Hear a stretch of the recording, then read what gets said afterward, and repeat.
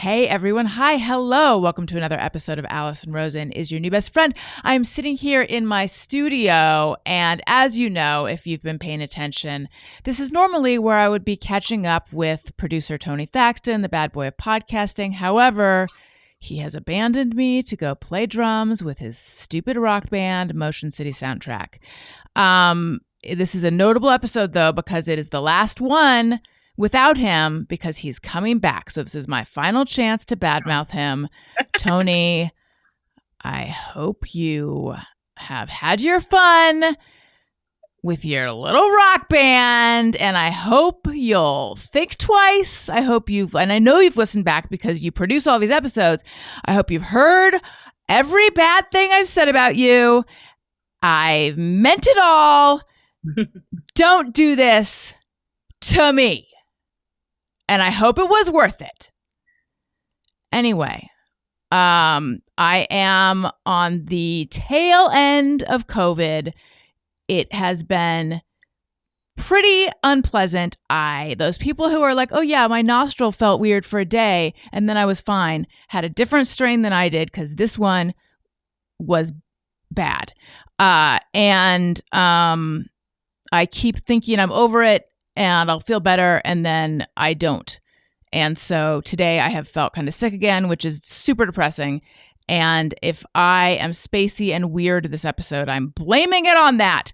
Anyway, that being said, my guest who is listening to this, don't worry. I'll pull myself together in the next 10 seconds. Alison, Rosen, Alison's your new best friend. I'm very excited to welcome to the show a very funny woman. She is a comedian. She is a motivational speaker. She is a lawyer. Please put your hands together for Ms. Jackie Fabulous. Hello. How are you? I'm good. How are you doing? I'm good. Dealing with the heat, but it's summer. So what can you do? I should have also said that you have a very hilarious special called Menoplause, which people can get now on their streaming services. Yes, Amazon, Apple TV, and the others whose names I forget right now. They can find them. Just turn on your TV and it is probably right there. Okay, so yes, we started to talk about this before we started rolling, and then I said, wait, save this sizzling content for air. Sizzling, and we were talking about the weather. Okay, yeah. So I lived in New York for almost 10 years. You lived in LA for almost 20 years, and we both want to change places. Is that right? Because you're back in the Bronx now. I'm back in the Bronx. I just miss California. Like when I moved October 2020, pre all this, and my only intention was just to get my life back on the East Coast where I'm from. Not to be like, okay, no more Cali. I wanted to come back and I have my friends there. I could have kept my apartment, but then the whole world is like, no, you need to stay in New York because no one's going anywhere.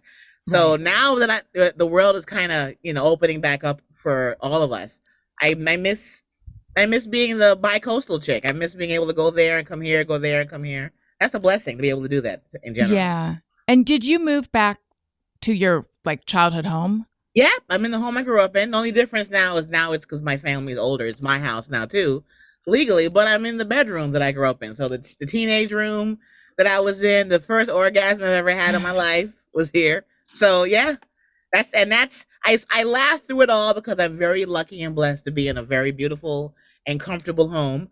But I'm 100 years old. I need my own place. So yeah. So when I first moved back to California from New York, I was in my 30s. I was a full-fledged adult, and I moved to Orange County, which I know you lived in. We got to talk about Orange County. Yeah. So I moved back into the bedroom that I had grown up in, and I lived there for almost a year. And then I actually got a job in Glendale, and so I was commuting.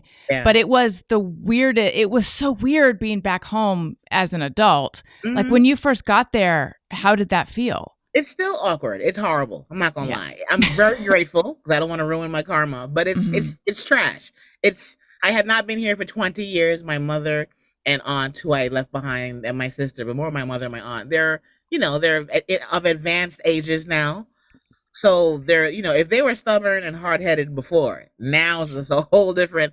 But I have to remember that this is temporary, and that I would have come here and stayed for a year and saved money because I was touring. But when when everything changed, the touring changed, all the jobs ended, so everything imploded. And now I'm like, okay, now let me blossom like a tulip and get a place. And I bought a car, and that's one thing. Nice. That's how you know that I'm coming back. Because in Yeah. California, of course, I had a car, but when I moved back, I'm like, oh, I don't need a car. I'm a New Yorker. Then I'm like, no, no, no, that girl's gone. I need a car.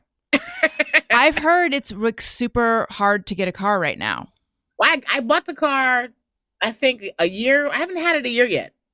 It's been less than a year, and I got it right before everything got crazy. Okay. These things were just starting to make the news. Like, how come I can't find a used car?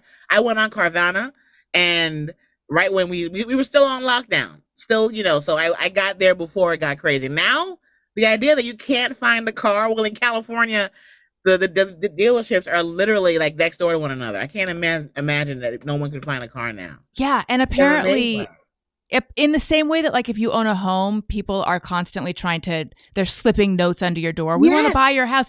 I think people will pay top dollar for your car. I had to curse a guy out, a real estate agent who was stalking this block. He came to the front door, rang the bell, and he was like trying to talk to my mom. I'm like, don't open the door for any strange man ringing the bell. So, but he's there talking to her through the glass. She's on the stairs, and I came down like, hey, get the away from that. I had to be like, no. No one's buying this house. But these guys, they stalk old people. Yes. And it takes somebody who's not old to be like, I will kill all of you. Get away from the court. Right. So over your shoulder, I see a caricature. What is the story behind this? Where was this $5. I was going for a walk. I think it was a week before COVID shut down New York. I walked from Macy's to the Comedy Cellar, where at my home club. Mm-hmm. And they have street vendors all over New York that do this for you. And $5. This is how my hair was. I was wearing this jewelry. I was made up because I was going to perform. And $5, a guy in a canvas in a chair in less than 10 minutes, and I was done. I have to say, like, oftentimes caricature artists, they'll hand you it and you're like, thank you for this roast. But you look beautiful there. Thank you. Every now and then I've had it done before and I'm kind of like, wow, you're insulting me to my face. Right. Yes.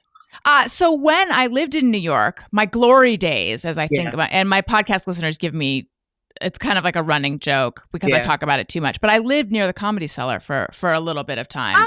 That's a cool neighborhood to live in. Yeah, it was. It was a little crowded for me. Oh, it's insane now. It's so much activity on the street. It's actually annoying. Yes, that's kind of how I felt because I was past, like I wasn't a college student, so I felt like I don't need to live among the college students. Yes, exactly. So where in Orange County did you live? When I moved to LA, I went to California to go to law school. The only school that would take me was Whittier in Costa Mesa. I rented a room out of some lady. Her name was Helen. Out of her condo. I know Helen. Just kidding. Helen. But I did live in Costa Mesa. This is nuts. I know. I rented a room out of her very small condo. And I remember she was very nice, but she was so short-tempered because of the hair shedding. Like, we shed hair. And if your hair is dark, for someone who, she was of mature age and gray and blonde. So her hair that shed, you couldn't see it. Right. Well, my hair shed because there was a one bathroom. She would lose her mind. I'm like, look, ma'am, I am a hairy person. Yeah. I'm doing the best I can. But she was the reason why I was able to move. I remember I cashed out my vacation pay from the job I had when I was here. I went to Cali with reckless abandon. Like, I'm just gonna do it. And just I was I was on, what's the street that's so popular in Orange County? Is it Costa Mesa Boulevard? I think it's called Costa Mesa Boulevard. Are you thinking of Newport Boulevard? It might be Newport. Off the 55? South Coast Plaza. That's where I was there. Yes. Got it. That was my mall. It's a solid mall. There's South Coast, there's Fashion Island, a little further south. They have designer, they have cheap, they have everything in there. Yeah. That's crazy. Yeah. So I lived in Costa Mesa for a period of time as well. Get out of town. Okay. It's beautiful up there. Yeah, it is nice. So explain to me how you went from law school to comedy.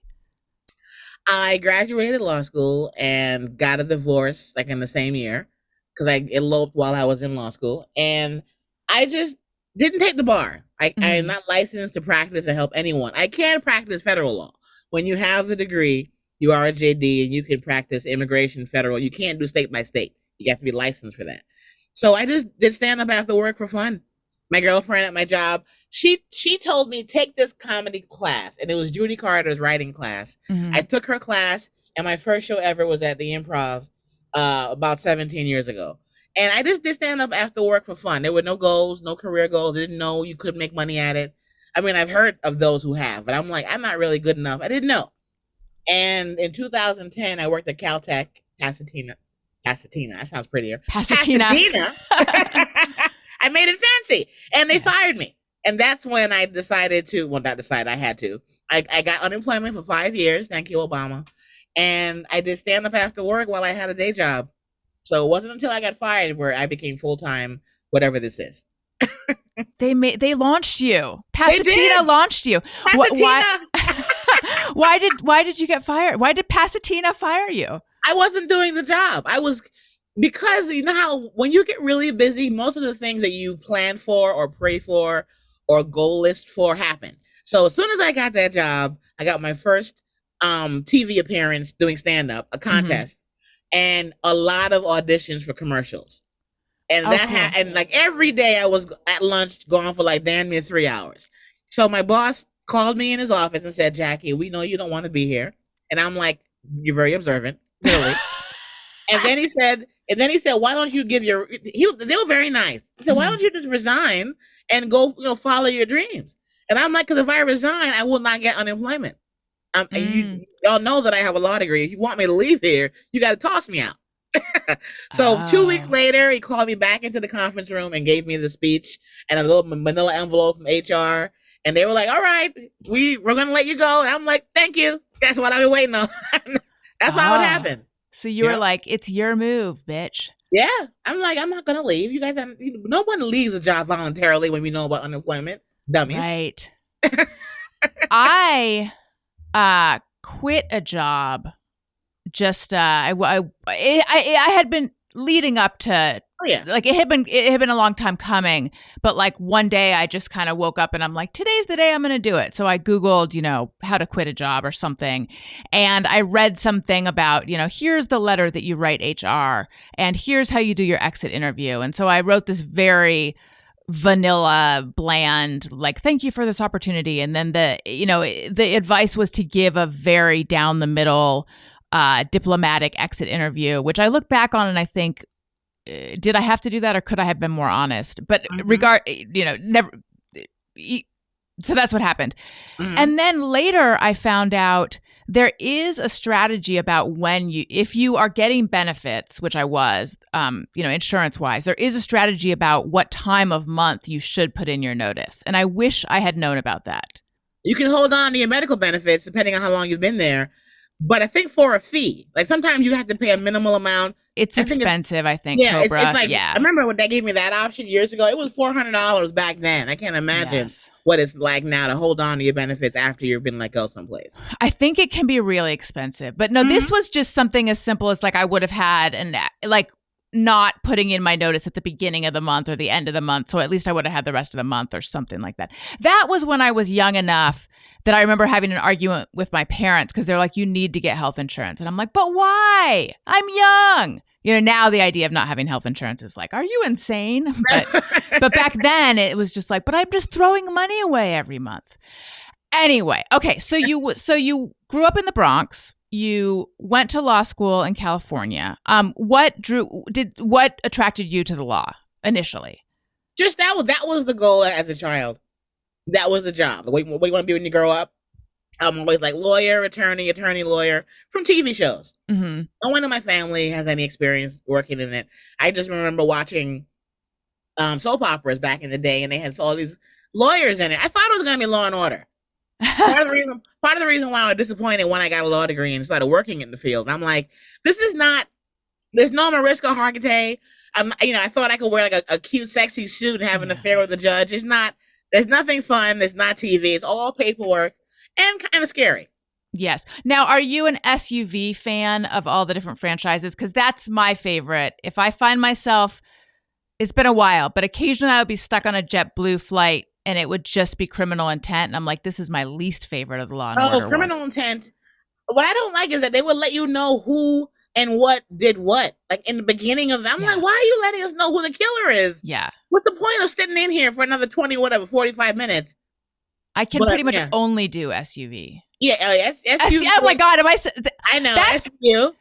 Hello, COVID. I'm blaming that on COVID. I can't believe I said SUV. I used to be smart. I swear to God, 2 weeks ago, I was not that smart. But before that, SVU. Oh my God, this is truly humiliating. That's SVU is what I mean to say. Yeah. I love that one. And that had the old originals with Sam Waterston. Is that his name? Oh, yeah. Yeah. I love the old ones too. Yes. Yeah. Okay. So, and what soap operas? The one that I watched when I was a child that made me want to try being a lawyer, Ryan's Hope. You remember that one? Yes. Yes, with Siobhan and Jillian. Jillian was the lawyer. You remember? Yes. Well, so anybody who knows who remembers that. I know Ryan's Hope. And because I thought it was called Ryan's Soap. My parents watched Ryan's Hope and All My Children. So this was on from the time I was teeny tiny. Yep. I'm trying to remember anything. Yasmin Bleeth. Wasn't she on Ryan's Hope? Yasmin, isn't she Baywatch? Yes, but I think she had been on Ryan's Hope. Probably. I think Remember Greg and Jenny on All My Children? Yes, I do. Didn't plane crash? I think so. I don't know, but I was so not sexually active when that was like the thing. Mm-hmm. But I was so young, like I'm turned on by these two. I'm not sure why. Okay, so speaking of sex and sexual things, I listened to and I also should have.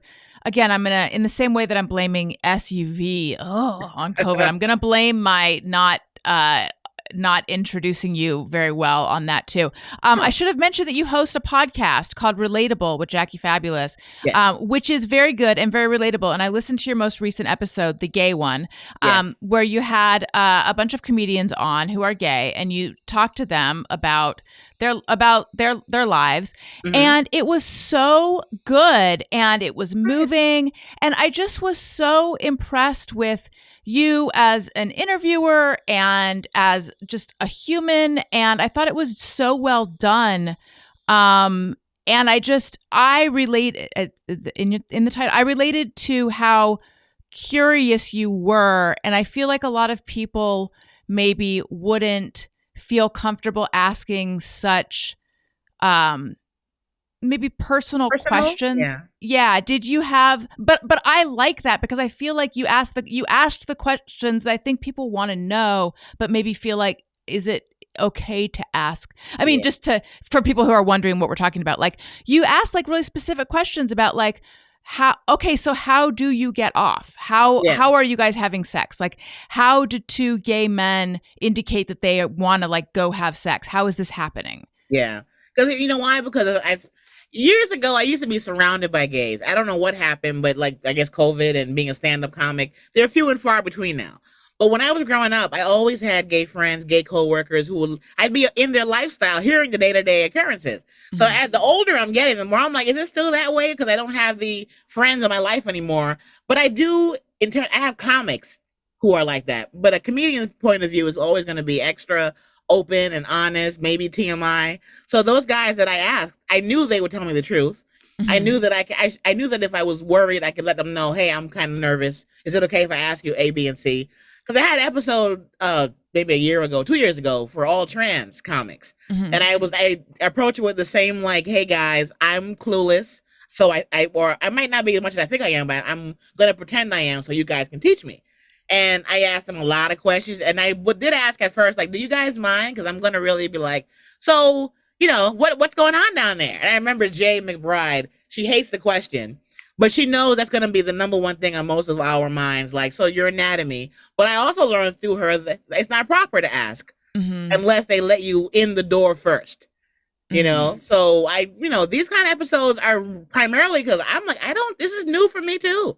And I'm progressive. So I want to know how progressive can I be without being a dumb, too intuitive or too curious. Right. Like something you got to just research yourself. Did you learn that on the episode or in talking to her before the episode? Did you learn that you can't ask that question? I I wouldn't even know that. I wouldn't say that I can't. It's her reaction that made me understand that is a question you got to approach with caution. Yeah, So, but yeah. was that on air though, or was that On air, on yeah. air? And I've Okay. asked her in private too, but we're always joking around. Right. There's never any straight answer. So that also taught me maybe it's not my business. You know what I mean? Right. Well, see, That I thing. think, yeah. So I'm also a very curious person, and I always want to hear people's stories. And sometimes if I have someone who is gay on my show, I will want to, or oftentimes, if it's germane at all to like what we're talking about, I'll want to ask about, what was your coming out journey? What was that like? Because I always know like that's such a formative part of their life. And one of the challenges, yeah. Yeah, there's no way that like wasn't something that was in some way difficult and scary and all that. But I have had people say to me that you wouldn't ask a straight person, when did you realize you were straight? Yeah. So then that makes me think like, is that a question that I shouldn't be asking? Am I othering this person by always making a thing of it? So that's just something it's sort of been on my mind. I kind of think that there's a level of tolerance for those in the LGBTQ, NPTIA, LGBTQ, not P. Is it P? LGBTQ. Is it LGP or B? I know it, but I'm getting it wrong. LGBTQ. IANPT. Don't ask me all of them. I just learned some new ones. I didn't know there was an NPT. NPT, I remember it's Native American, and you have to research it, but that's part of why it's the NPT. And then there's P, and then there's T. And I remember Marshall Warfield, the legendary comic, explaining what the N stood for. So my point is, I'm always learning, and they know that this level of interest, unfortunately, and education is kind of new. So I find that those in that community, they're like, look, we know that you guys are back asswards about this, and we're going to allow you to be curious for a few more years. But after a while, it's our job to understand. Yes. It's not their job to teach anymore. Yes, someone just let me know what the expiration date on my curiosity is. Yes, I did. I did have a lesbian guest though say to me like, I don't think there's anything wrong with someone being curious and trying to understand someone else's life. No, and lifestyle. I don't think that's okay. So. But don't let it overpower like your desire to like meet new people and have friends. And like I would love to know, but I'm also okay with not knowing. I'm also like, dude, if we vibe, I don't really. You don't care whose dick I suck when I go home. So why would I care? Right. What you're doing when you leave me? We're here now in the present. Right. Okay, so going back to your story. Okay, so you go to law school, and you said you eloped. Yes, in Vegas. Vegas. Yeah. But then this had something to do. How did that relate to comedy? I moved to California in 2000. I got married, I think, that same year, and I got divorced less than a year later. And so I was just single, living in Cali, working jobs. And then I tried stand-up in 2005-ish. I see. So it was stand-up and a full-time day job wherever for 5 years. But then in 2010, Caltech said, don't you come back here again. Right. Pasadena. So that's when I became a full-time entertainer. Yeah. Got it. So what was the deal with that guy? The first one? I met him in college in volleyball class. And I remember we exchanged numbers, nothing happened. We were best friends for like 2 or 3 years. No romance. And then, of course, like every corny movie, something snapped in my head. And I'm like, oh, I love this guy. And we dated for a long time. And that was part of why it didn't work out. We dated too long. Because after about 4 years, I was like, hey, dude, what's up? Either piss or get off the pot. And he was like, ah. And that gave me the motivation to pack up and move to Cali. Because I'm like, look, I've been in New York my whole life. And I have a man who won't marry me. I'm just going to move. And it's when I moved that he was like, oh, you were serious. So when I moved, it got all dramatic and, why'd you ever leave me and that kind of stuff. So Yeah, I forgot. Did I answer the question? I feel like I'm going on and on. Well, the question was, so what happened with, it was my Oh, eloquent question was, we quote, we so what happened with that dude? we grew apart. That's Got it. primarily it. He had a lot of emotional issues, a lot of not being able just to handle communicating what was going on with him. A mentally ill mother, just a man who couldn't talk to me about anything, and Got it. he held grudges a lot, which I don't Oh, believe in. yeah. So and he wouldn't get serious about me until I already felt like, oh, it's already over. I should have married him. So that's kind of what happened. Do you feel like the fact that it took your moving, and this is less a question about you and him than just a relationship in general question, Yes, because I imagine there's some listeners who could relate to this. yeah. Do you feel like the fact that it took you up and moving to California for him to all of a sudden realize his feelings was a red flag? Not even a red flag, more of a red flag for me. I put more of the blame on me than him that I stayed in it too long. Because I was madly in love for like the first 2 years. And then I remember getting restless and kind of like, all right, well, why are we dating? Yeah. And then after I stayed with him so long because I was comfortable. He saved me from having to be out there with my girlfriends who were just, looking for men, couldn't find them. And I had a big, beautiful one. So I was kind of like, hey, I feel safe, and at the time my father was alive. He died 5 years ago. So I had my dad and my boyfriend. So I was kind of like in a secure little man bubble. But it wasn't until I moved that I was kind of like, I was no longer in love with him. But I still married him because I'm like, well, he's been in my life so long, may as well.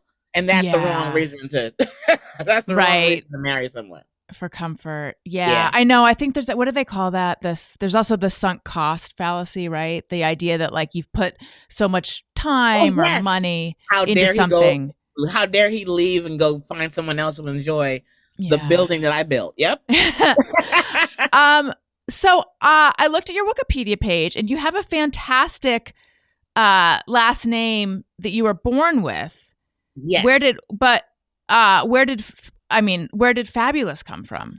No one can pronounce or remember my real name. My real name is Jacqueline Champagne, which is pretty, but Champagne is spelled like champagne, but there's an I between the N and the E. And this is what I have to go through all the time, like since kindergarten.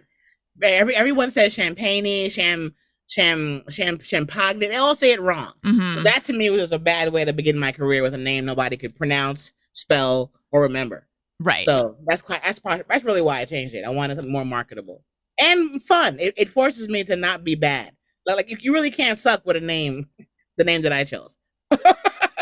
This is true. It's embarrassing if you do. You were on America's Got Talent. How was that? Fantastic. Every minute of it was wonderful. It's a very well-oiled machine. The judges, the producers who worked in the back, I felt very taken care of. And it was fun. I was there for four rounds, which is a lot. And I was longer than I thought I'd be there. I didn't watch the show before I got on it because I didn't know how big it was. Then when I got on, I'm like, oh, everyone on earth watches this. I had no idea. So it helped. It helped me not be so in obscurity or, anonymous. More like, oh, we heard of her. She was on this. Do you still get recognized from it? Not as often. Not unless, when's the last? I think, not really, no. Probably not like the last 2 years do I get like stopped. But probably pre-COVID, I remember I had an experiment. I wore America's Got Talent black hoodie on the airplane. And I did it all ego. It was all ego. I'm like, I want to see if anybody, and I wore it on the TSA line. And girl, when I tell you, it was the worst idea of my life. I'm like, oh my, I'm not even famous like that. And I'm so annoyed. Nobody talked to me again. Everyone was talking because they all recognized, they saw the name. They would look at my thing because it was very big font.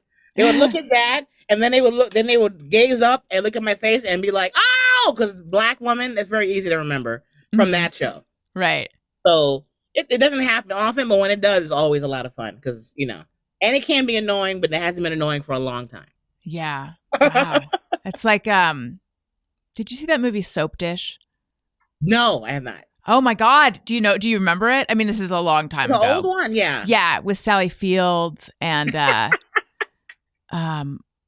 Kathy Moriarty. I don't know why this popped into my head, but they Yeah. they stage a scene where like she gets recognized, and I want to know how it felt. That's why I wore yeah, I'm like, what that's does it feel like?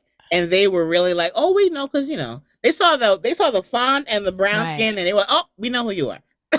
Well, that's cool that you can like anytime you need that though, you have the hoodie and you can go to the airport. I did it once. I'm like, I didn't think about that. Whenever I'm having like a low self-esteem time, Yeah, I'm gonna wear that and go to run some errands. Yeah. Okay, so you are you are a motivational speaker as well as a comedian, right? Oh yeah. Do those things all the time. Yeah. So when, and what, and what is that? What's that like? The message is I inspire and influence women all around the world, showing them how to find the funny in their flaws. Oh, I love that. So my elevator pitch. So like what kind of groups do you speak to? Women, primarily women. And usually when I get hit up to do these gigs, it's usually a female organization or a female company. You can't tell men they can't come, but usually they're here all girls and they're like, I won't be there. So corporate events, like the last one I did was right when COVID hit.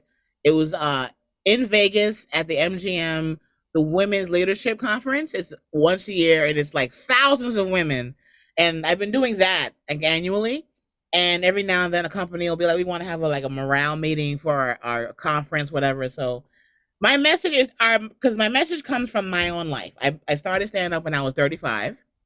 Even though I had a law degree and I got divorced, and I kind of teach women like you can begin again whenever you want. You can change your career whenever you want. You can go back to school. Because I always hear like, well, I'm going to be 50 by the time I graduate. God willing, you'll be 50 anyway.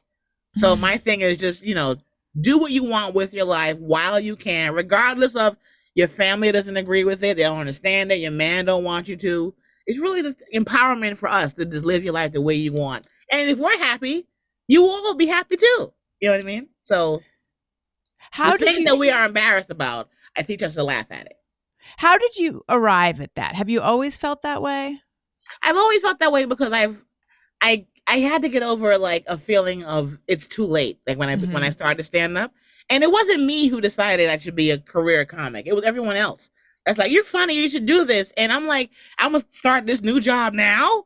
I have degrees on my wall. I'm getting gray hair. How in the hell am I going to begin again? And when I did it, I'm like, oh, I'm actually happy. So I probably have found my calling. Because when I began stand up, you have all these bringer shows where you invite your friends and they all come out. So one of my first shows, I invited a lot of my coworkers from the law firm. And they watched my show. And when they were done, they all approached me and they were like, hey, this is what you should do for a living. We love you at the office, but girl, that is not it.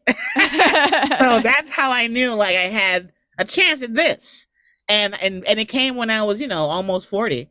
And that's why I told her, I'm like, you have to find a way to make a living and fuel your own dreams because life is clearly too short.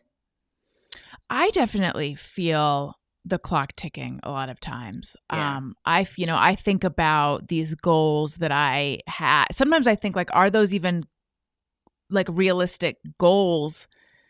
I don't even mean realistic, like, could they happen in the world? I mean, like, are those even things that I still want? And then I think, but I'm too old for those. Like, those are like something like those are like a young person in Hollywood's dreams. Like I'm too old for that to happen. Yeah. I think about that stuff all the time. It's not true. It's not. It's never. Everyone thinks that people are judging you, but everyone is consumed with their own lives and their own world. And if you decide you want to go back to school tomorrow, you may have opinions from your friends and family, but overall, it really is only about what you want to do. Yeah. But no one I don't think matters when it comes to like, what does Jackie want to do with her time and with her life? And no one else's opinions really matters because, it really is about what you want. People have opinions, but I spend so much time by myself, even though I have a family and I have a man in my life, but it's still like, I have to be happier. None of those people matter.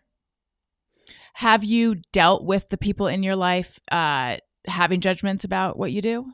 My mother and father didn't get this because they're from, my whole family's, Jamaican. They came Mhm. here from another country.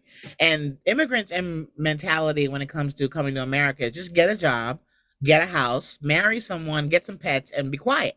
And I was kind of like, I like the house and spouse part, but I also don't want a regular job because I get really bored. And Mhm. people tell you for years, like, if you're getting bored because you're not applying yourself, you're not trying hard enough, you have the potential. And I've been told that my whole life, like potential, and you gotta, focus. And I'm like, maybe this is not what I should be focusing on. Right. I've had, my resume is so long, my corporate resume of Mhm. nonsense. Because entertainers have the ability to get jobs. We're Mhm. suave. We're charismatic. So whenever I go to interview, I'll get every job I interview for. I'm not qualified to do any of the things. But I realized that stop going on interviews for jobs you don't like, don't want, can't do. What if Mhm. you pour into you? And that's when I, realized, oh, I'm a good comic. So why not ride that out? Plenty of people did Right. before me, and died doing it. So why not? Why can't I? Even if I never reach what I think is, celebrity status or wealth, I still love the job enough to do it, to live on. I make enough to eat. And if I'm told right now, Jackie, you will never be a female Kevin Hart, I'm like, well, that's great. I like the job, and I've never liked any job ever because they're all garbage. Do you but do you wish that your parents could have understood? No, I think everything happened the way it's supposed to happen. I don't think going back would have made a difference. Because when I did tell them, it was on a Thanksgiving trip. I was back here from Cali, and my mother and father drove to get me from the airport, and I was in the back seat, and they were asking the questions, "How's Cali? How or whatever?" And I'm like, you know what? Now's the time to let them know that I'm Mhm. never going back there because they don't want me to. And I remember telling them in the car, and it was silent. It was quiet because they were like in shock. And I said, "Look, I got fired from Caltech, and I'm never going back. I'm going to be a full time stand up comic." And of course, in immigrant parents' mind, they're like, "You've lost your damn mind." But I'm like, "Hey, you guys don't have to like it, but I'm a grown woman. I'm going to do it." And that kind of rebellion feels good because you're baffling your family. But I'm like, they don't matter. They live their life already. It's my turn now. Yeah. Yeah. I think it might be time to do a segment that we call Just Me or Everyone, Okay. where people share things they think or do and they wonder, is it just me or is it everyone? Is it just me or everyone? I'm getting married in November, God willing. And is it me, or is I feel like there are extra couples out and about in the streets, or is Extra it couples? actually a lot of horny people walking around who are either in love or just in love today? Okay. It's because I'm in love, while everyone around me looks like they're in love, or Oh, am I right. imagining it? Right. Like when all of a sudden you hear a new word and then you Hmm. hear that word everywhere and you're like, is everyone using this word or Yeah, am I just like noticing it more? yeah. Like it's like that deja vu where you kind of wonder, did it happen already, or is that deja Right. vu? I don't remember, but Right. yeah, I feel like everyone. There are a lot of couples out and about, and Yeah. I feel like they're clogging the streets because they're walking or embracing each other, and you can't walk in New York. That's not okay. That No, is not okay to be like arm in arm if you're blocking foot traffic. yeah, especially in the village, because the village seems like the town for lovers, and it's like Yeah. everybody get out the way. Yeah. I don't know. Is it like I mean, it's very hot right now. So that doesn't seem particularly romantic. No, it's true, but I think there's a thing where people they call is it no cuddle weather. There's a term for the when the season changes and you look Yes. for a partner based on the fact that okay, it's gonna It's get getting cool now. cold. Yeah, it's Yes. getting cold. What is that But called? Uh, uh it's like I know I'm cuffing, this is cuffing season, yes, cuffing yes. season. But no, but summertime, spring and summer is known for No. the flings, though. Yes. They're known for the. I'm not going to see this guy beyond August, but I'm going to have a really good time in July. That kind Right. of thing. So maybe it's because you Yeah, have wedding eyes. yeah. Oh, Um I'm just horny all the time. That could be it too. so congratulations on your impending nuptials. Thank How's you. how's the wedding planning going? I just started taking it seriously, and I realized that you have to do it with a lot of advance notice. Who knew? Did you know you got to plan weddings ahead of time? Crazy. Um, so I had a similar experience. We started planning late. You know, my husband and I were just talking about this recently. Like, why were we so wedded, no pun, to this particular date? Like, we decided, like, we have to get married. And then he was thinking, like, was it a budget thing? Was it cheaper if we chose March versus a few months later? Yeah. But we were like, we're doing it in March. And we only had 4 months instead of however many months. So then I went to go look for dresses. And it's like, I ended up buying, you know, the one off the rack or something, because it's like they need X many months to make your dress. Yeah. Which I didn't. Everything was messed up because we didn't have enough time, and we kind of did it to ourselves. Yeah. It was supposed to be in September. And then when he and I sat down, we're like, that's in a couple of weeks. No one's prepared for anything. Right. So we picked November because it's not going to be cold yet. It's not going to be warm. You might have to wear a cute little whatever, but it's enough before winter gets here. Because summer, clearly, well, if you're going to get married when it's warm, you got to plan that shit in advance. Like Craig, everyone's busy or closed or booked up, or a restaurant that I want. Oh, girl, you wanted it in September. We'll see you next year. I'm like, oh my God. Right. They're like, summer 2024? Yeah, exactly. It's like getting married is a real thing.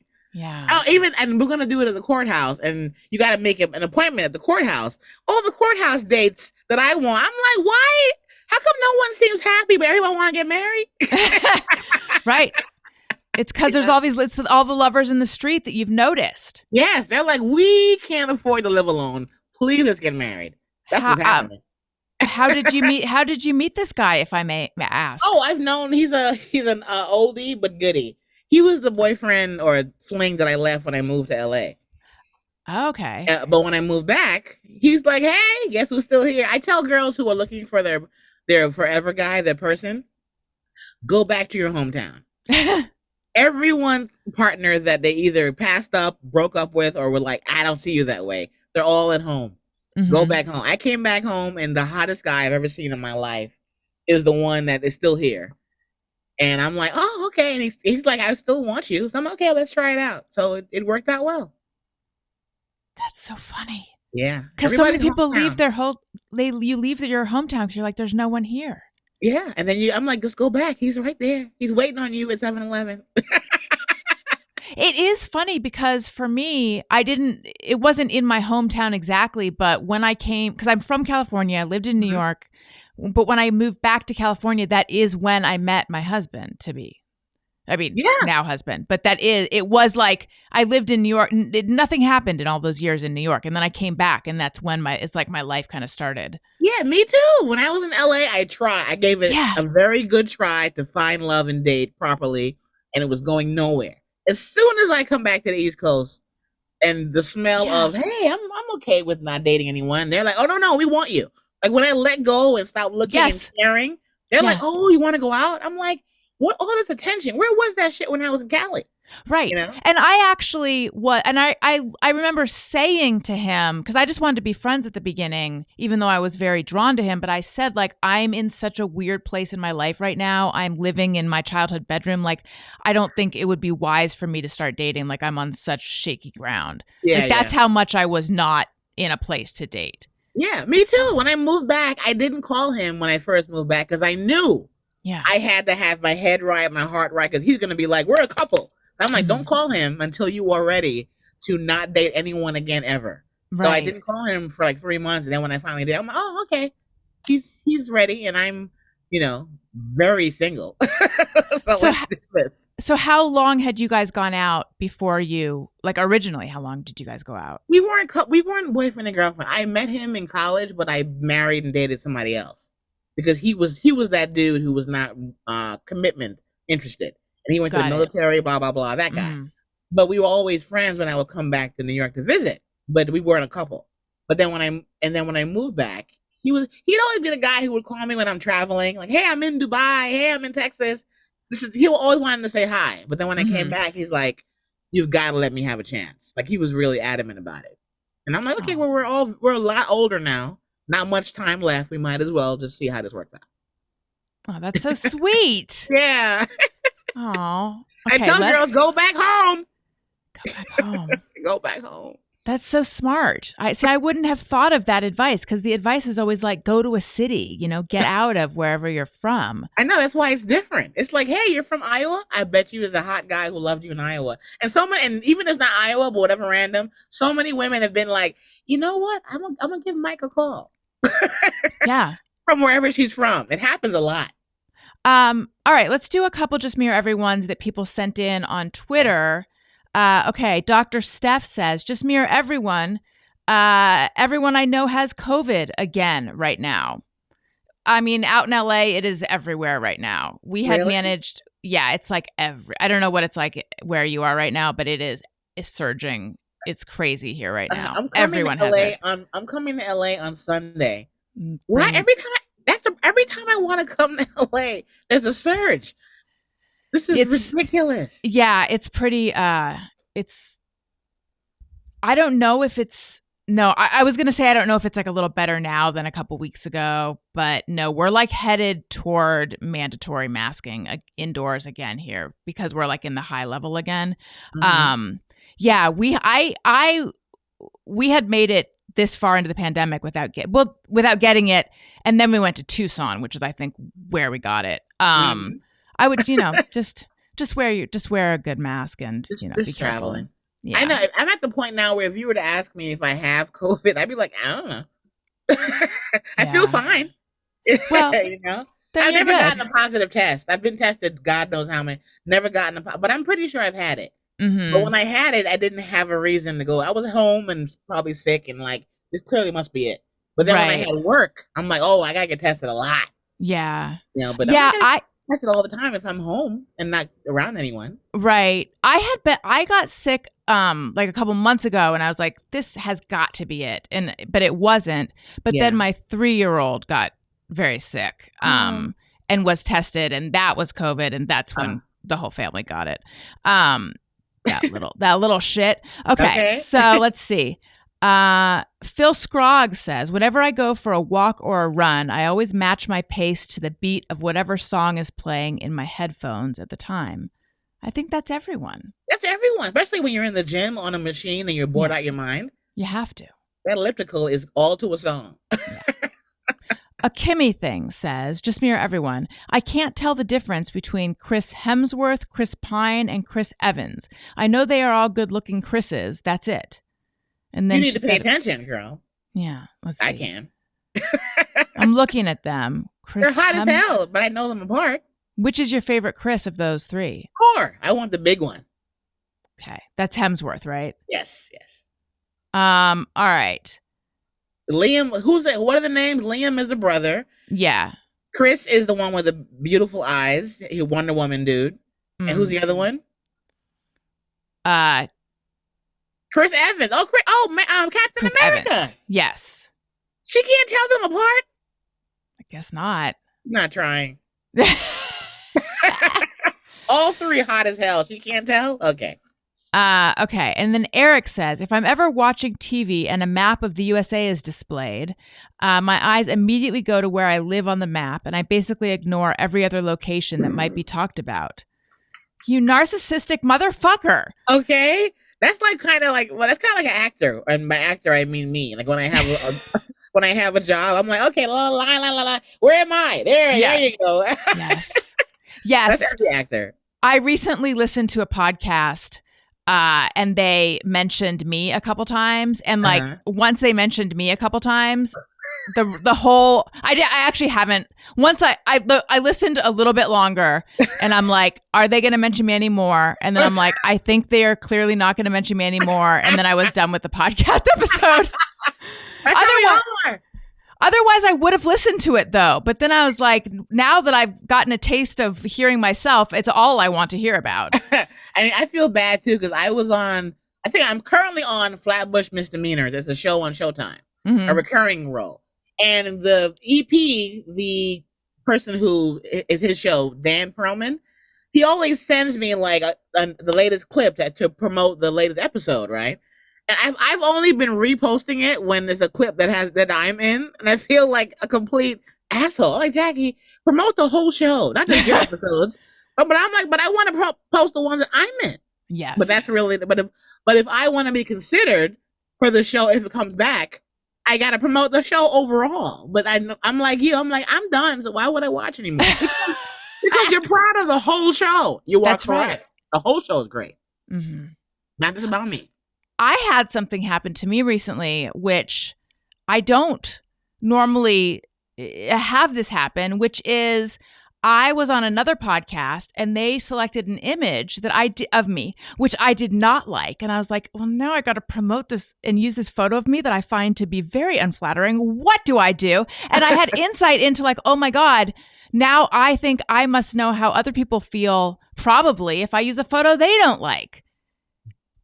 I'll look you up. Like whenever I promote a show or I'm doing a show and it's my flyer that I got to make, I'll Google them. But the ones who are vain, like I know who they are, or they might be. So I'm like, you send me a picture because I know the one that I'm going to get, you're going to have a problem with.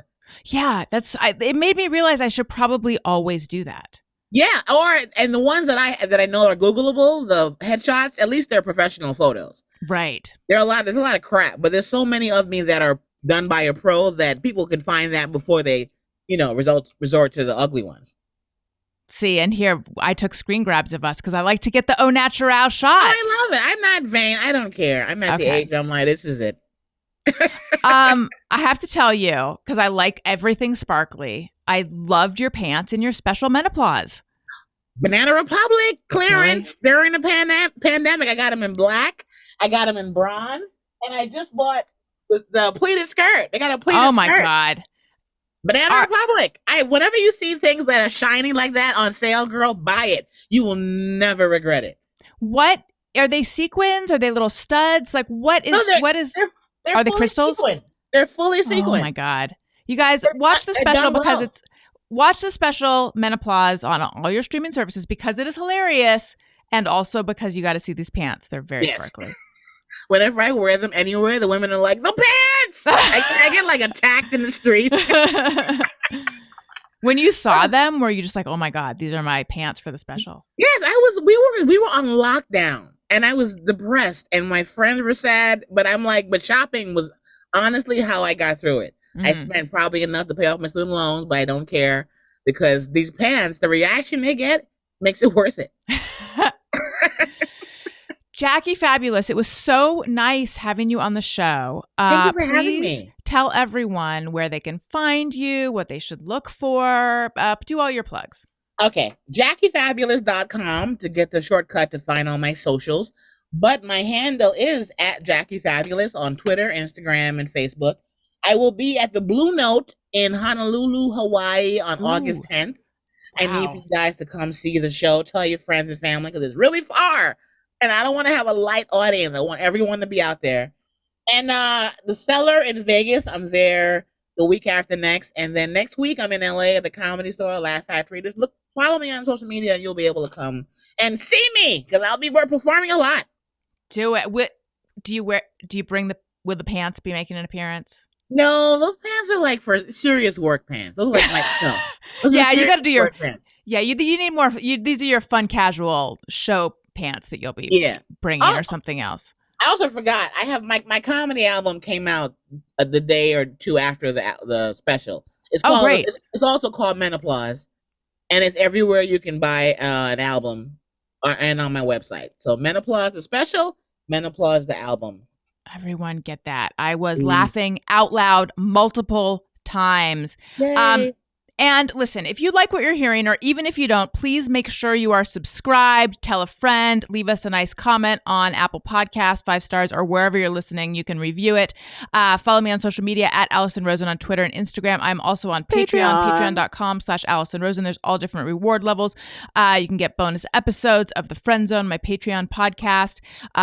Lots of juicy gossip and other stuff. There's a level where you can text me and I'll text you back. Live streams, blah, blah, blah. So much stuff. Patreon. Yeah, subscribe for a year, get 2 months free. And listen to my other podcasts, Upworthy Weekly and Childish. That one I do with Greg Fitzsimmons. And Upworthy Weekly is my lighthearted news podcast that comes out on Saturdays. And I know I'm forgetting stuff, but so be it. Okay. Jackie, thank you so much. It was so great getting to talk to you. Listeners, thank you for listening. I love you. You matter. Goodbye. Hey, do you know about the show.